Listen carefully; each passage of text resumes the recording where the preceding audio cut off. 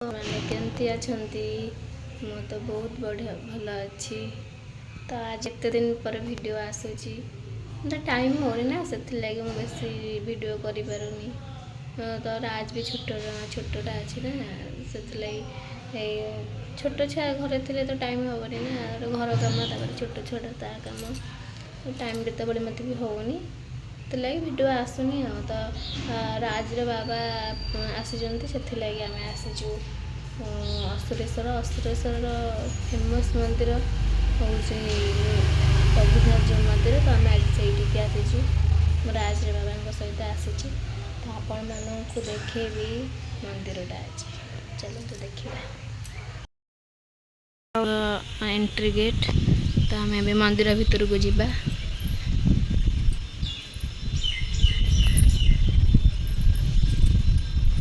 ଦେଖନ୍ତୁ ସାଙ୍ଗମାନେ, ଏଇଟା ହେଉଛି ରଘୁନାଥଜୀ ମନ୍ଦିର। ତ ଠାକୁରଙ୍କର ଏବେ ନୀତି ହେଉଛି ବୋଲି ମୁଁ ଭିତରକୁ ଯାଇପାରିନି, କବାଟ ବି ବନ୍ଦ ଅଛି।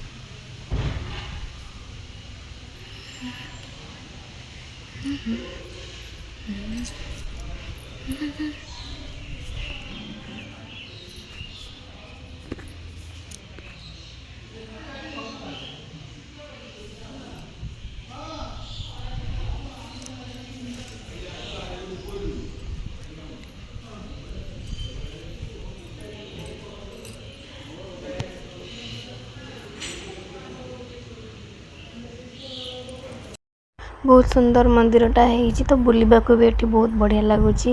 ତ ଠାକୁରଙ୍କର ଏବେ ନୀତି ହେଉଛି, ସେଥିଲାଗି ପହଡ଼ ପଡ଼ିଛି, ଭିତରେ ନୀତି ହେଉଛି।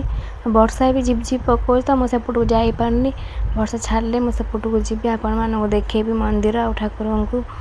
ତ ମୋତେ ତ ବଢ଼ିଆ ଲାଗୁଛି ଏଇଠି, ବହୁତ ଭଲ ମନ୍ଦିର, ବହୁତ ପୁରୁଣା ମନ୍ଦିର ଇଏ, ଆଉ ଠାକୁରଙ୍କର ବି ବହୁତ ମହିମା ବି ଅଛି ଏଠି। ତ ମୋତେ ତ ବହୁତ ବଢ଼ିଆ ଲାଗିଲା। ତ ଆପଣମାନେ ବି ଥରେ ଆସନ୍ତୁ, ବୁଲି ଯିବେ, ଦେଖିବେ ଆପଣମାନଙ୍କୁ ବି ବହୁତ ଭଲ ଲାଗିବ। ତ ରାଜର ବାବା ସେଠି ବସିଛନ୍ତି, ତ ପ୍ରସାଦ ନେବୁ ବୋଲି ଏବେ ନୀତି ହେଉଛି, ନୀତି ସରିଲା ପରେ ପ୍ରସାଦ ନେଇକି ଯିବୁ, ସେଥିଲାଗି ରାଜ ବାବା ବାହାରିବ। ତ ମୁଁ ଏବେ ମନ୍ଦିର ଭିତରକୁ ଆସିଲି, ଦେଖନ୍ତୁ ଏଇଟା ହେଉଛି ମନ୍ଦିର, ଆଉ ଭିତରେ ଠାକୁର ଅଛନ୍ତି। ତ ମୁଁ ଦୂରରେ ଠିଆ ହେଇଛି ବୋଲି ଠାକୁର ଆପଣମାନଙ୍କୁ କ୍ଲିଅର ଦେଖାଯାଉନାହାନ୍ତି। ତ ନନା ଏବେ ନୀତି ଭୋଗଟା ନେଇକି ଯାଉଛନ୍ତି। ଏଇଭଳିଆ ମନ୍ଦିର, ଆଉ ବହୁତ ଭଲ ମନ୍ଦିରଟା। ଯେଉଁ ଲୋକ ବି ଅଛନ୍ତି ବସିଛନ୍ତି, ତ ପ୍ରସାଦ ଖାଇବାର ଲାଗି ଲୋକ ବି ଏଠି ଅପେକ୍ଷା କରି ବସିଛନ୍ତି। ସେପଟେ ବି ଲୋକ ଅଛନ୍ତି। ମନ୍ଦିରଟା ଏମିତି ଚାରିଆଡ଼େ ବହୁତ ସୁନ୍ଦର ମନ୍ଦିର। ଆଉ ଏଠିକାର ଫେମସ୍ ଦାଣ୍ଡ ଯାତ୍ରା ତ ଆପଣମାନେ ଜାଣିଥିବେ, ବହୁତ ବଢ଼ିଆ ସେ ହୁଏ।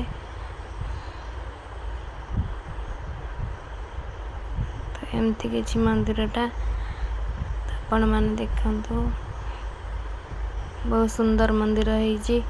ରାଜର ବାବା ସେଠି ବସିଛନ୍ତି। ବର୍ଷା ହେଉଥିଲା ନା, ମୁଁ ବର୍ଷା ଟିକେ ଝିପ୍ ଝିପ୍ ପକାଉଥିଲା, ଓଦା ହେଇ ପଳେଇ ଆସିଲି। ସେ ତାଙ୍କର ସେଠି ବସିଛନ୍ତି, ତ ନନା ନେଇକି ଯାଉଛନ୍ତି ପ୍ରସାଦ।